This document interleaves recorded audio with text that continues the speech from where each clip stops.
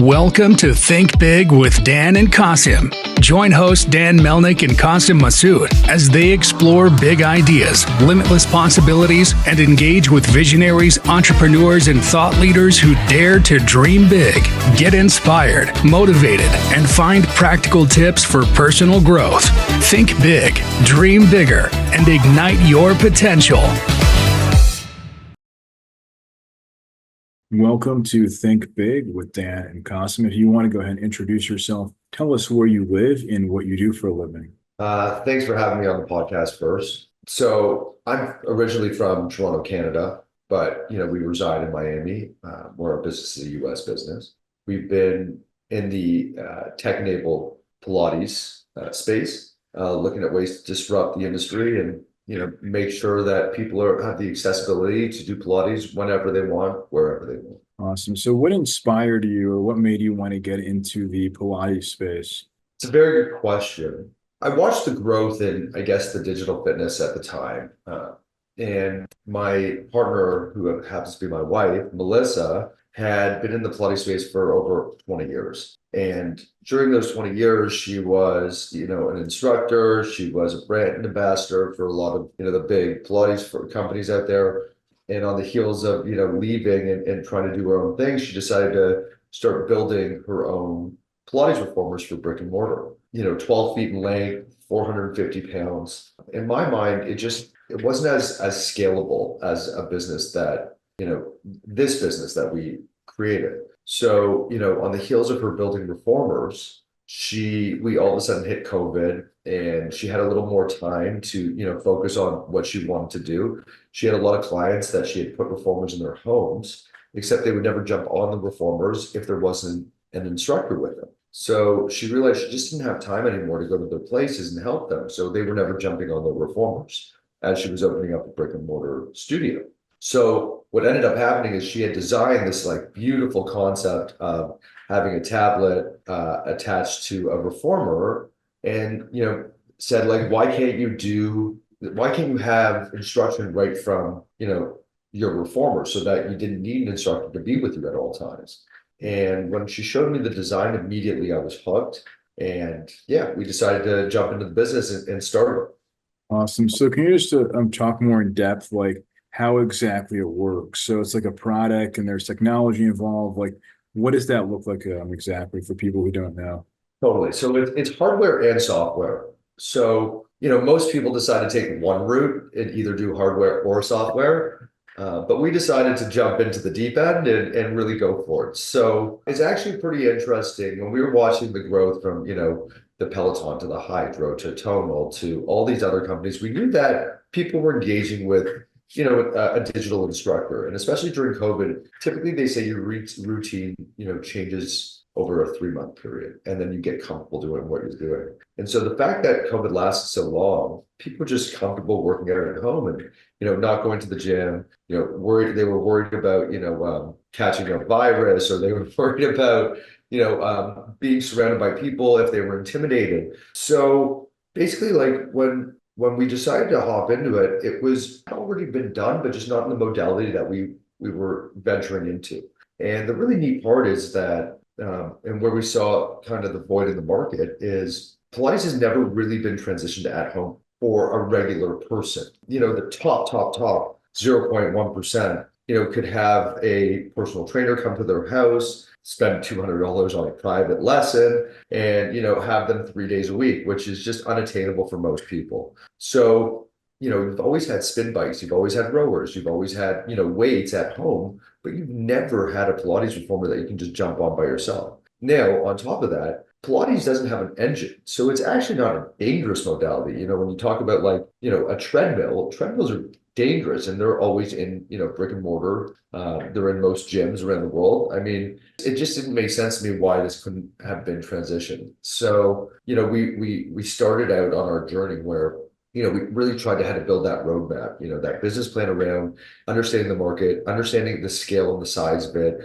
seeing if there's competitors in the market, and then, raising some capital once we figured out that, it hadn't been done and we were going to be the first in order to expedite our chance to market. And we set out to do that. It was a really good time for fundraising at the time. And, people understood that digital fitness market. Now, we like to really not focus on digital fitness because really Pilates is a whole different realm of fitness. There's fitness and then there's Pilates. Pilates is completely different. So, we had to really do a lot of research on, how we were going to transition it to a digital offering. And the neat part about Pilates is that there's so many modalities within Pilates. So, you have intensive, you have classical, contemporary, rehabilitative, prenatal, postnatal. So we really wanted to satiate the entire market of Pilates by bringing in certain instructors that had their, practice in that specific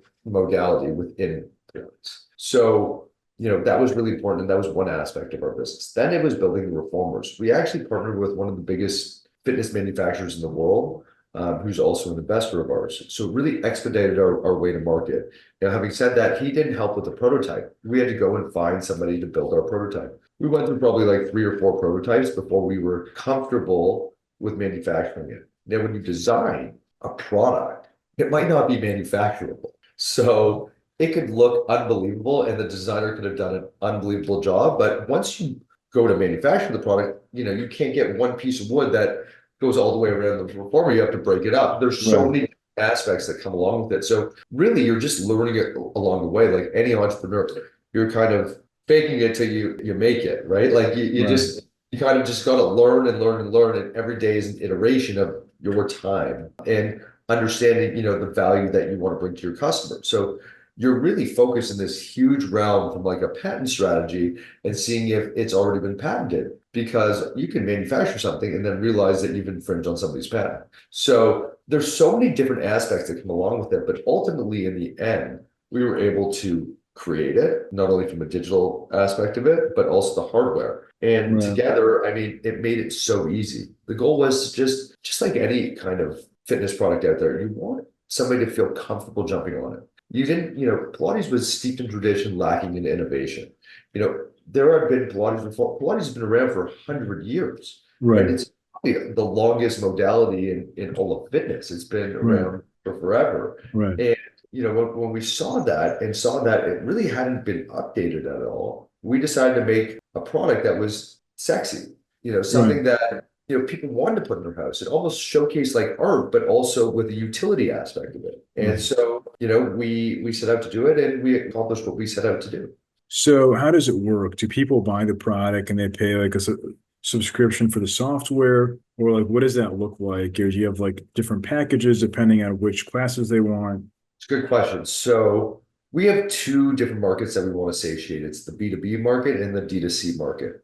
So there are 2 different aspects of our business. The B2B market for us is really exciting, ultimately because you have more eyeballs, right? If you can put it in a hotel, all of a sudden every hotel guest that comes and sees it, they might try it, they might like it and decide that they want to bring it home. Having said that, Pilates is a quite expensive sport. When you go into a studio, there are 15, 16 people in that studio. And I would like to say, I'm trying to figure out the right way to say it, but there's an intimidation factor that comes into it, right? So especially these huge machines, and they have so many different components with it that, somebody new, it's really hard for them to just go to that class unless a friend convinces them to go check it out. Right. Especially for men, right? Yeah, that's true. My wife has been a Pilates instructor and enthusiast for forever. And it took me years to go to my first class. But as soon as I realized this is the best workout by far I've ever done in my life. Wow. So that was the really exciting part about doing it. Yeah. Right. But I guess, I'm curious more about like the business model. You mentioned D2C, B2B, but like, do people pay for the software every month based on which classes? Like, how does it work? Yeah. Yeah. So we have a membership included. So when you receive the product, you can sign up for our membership. From a D2C perspective, it's $40 a month. Okay. That's like doing one class at a studio. Exactly. So, and essentially you can do it every day. Right. So it's really an exciting platform. Plus, when we looked at that model, we realized like how much money that we're going to save our customers, especially ones that can't get to that studio anymore. So to us, it was really important just to make it as simple as possible. And that model is really important. Now, subscriptions, there are so many subscriptions out there that we're members of, from Netflix to, Right. working out to whatever it is. There's so many of them, but Pilates, it's really insignificant in the big realm of working out. To pay $40 to have content for the whole month, Right.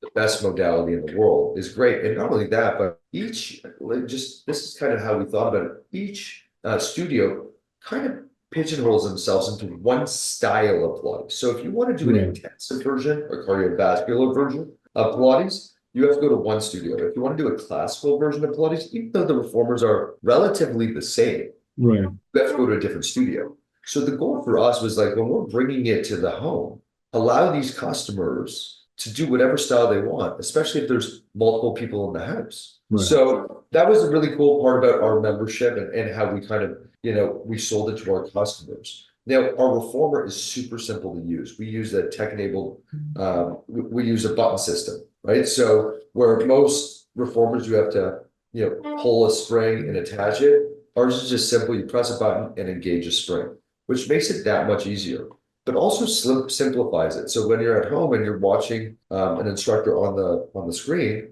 it's very easy to follow and very easy to transition in Pilates. Makes sense. So in terms of your business model, you mentioned obviously B2B, D2C. Do you also do wholesale and retail? Or I guess like what is kind of your breakdown in terms of percentage, like where you're selling your product? So we're fairly like we just got to market in May of last year. Our goal was to get to market and kind of test out the market, see what it looks like, see if our product really worked, and if there were any things that we had to change. So the real goal for our initial launch was be the first. I could iterate for 9 years in a row until the product was absolutely perfect, which it is anyways. Right. We got very fortunate with that, and from a design manufacturing perspective, and just the simplicity of our product. But I would say that the really neat part about what we accomplished was allowing users to actually customize. If they wanted to change the filters, right? If you wanted to face the screen because it was a lot easier. If you wanted to do a 10-minute class, a 20-minute class, a 30-minute class, a 50-minute class, you get to really customize it to yourself. So the goal was to get it out there and really just make sure that the customer gave us the feedback that we needed in order to make our product perfect. Right. So is it mostly D2C, like 90%, or I guess what's the percentage? Initially it was, right? The goal was we did a pre-sale. We filled that pre-sale in I think a very fast time. When we looked at the competitors out there, they had raised about $25 million before they got to market. We did it on 5. Right. So we did it on, an airplane budget of one of these other companies. So, and so that was really exciting. And we, when you have goals and you tell investors what you're set out to do and you accomplish it, to me, that's the most exciting, because they actually can see that you did and set out to do what you told them that you were going to do. Also, from the customer perspective, like I've never had every customer is just obsessed with the reformer. Not only that, but what the really neat part about what we saw is that typically one of the females would buy a reformer, Right. except their husband or the males or the boyfriend or whoever it is on it more than they are. And it's just the fact that they were able to do it on their own in their own space and felt comfortable trying it allowed for a whole new section of the market to be tapped into. Hey y'all, it's Dan Melnick, the CEO of Zing, and I wanted to share a special offer for all of our listeners. Right now, if you need software development services, we'll give you 2 weeks of a free trial. Do you need to update your website? Do you want to build a mobile app? Do you want to update something that you've been working on for a long time? We've worked in a high-level technologies like AI, machine learning, blockchain. So shoot me a text, 817-874-2208. Thank you. Awesome. So what would you say is like the one biggest piece of advice that you wish you knew before you started this business? One piece of advice. I mean, to be honest, there's no piece of advice that you can take out of a textbook. I mean, you just have to be in it. And I would say, to me, like, if you have an idea that you believe in, go do it. Don't let anybody tell you that you can't, right? And if they tell you that you can't, prove them wrong, right? So I think you never realize how hard it's going to be, but how rewarding it is all at the same time. I love it. And I wouldn't be able to do this if I didn't love it every single day. Now, it comes with ups and downs, but every day you're solving a new problem. There could be 10 good things that happen and one big problem, or 10 problems and one good thing. So it's really just managing yourself and being calm and consistent and being able to get to the office every day and just, block out, anything that you need. I would say block out all the outside talk and just really be able to focus. Awesome. So if we're going to have this conversation again in 1 year from now, where do you see things going for your business? For me, I think you're going to see frame everywhere. The goal for us is to really take over the entire market of Pilates from the at-home perspective. Also, for us brick and mortars, we have already in Australia, to give you an example, we have 24-hour Pilates starting where they don't really need instructors in there and they can go and do Pilates as they want. But the goal is to be in hotels, condominiums, in people's homes and just make people happy. So where am I going to be a year from now? In the same spot I am, because I don't change. I want the market to change drastically. I want to make people healthier and happier. And if I can continue doing what I'm doing, that's where I want to be. Awesome. So if somebody watching this wanted to reach out to you, do you mind sharing your website or social media? I guess best ways to get in contact. Totally. So our website is framefitness.com. And our social media is at Frame Reformer. We would love people to reach out. We always do. We're very responsive when people contact us. And when they do, they're happy in the end. Awesome. Well, we thank you so much for your time today. Thank you for having me.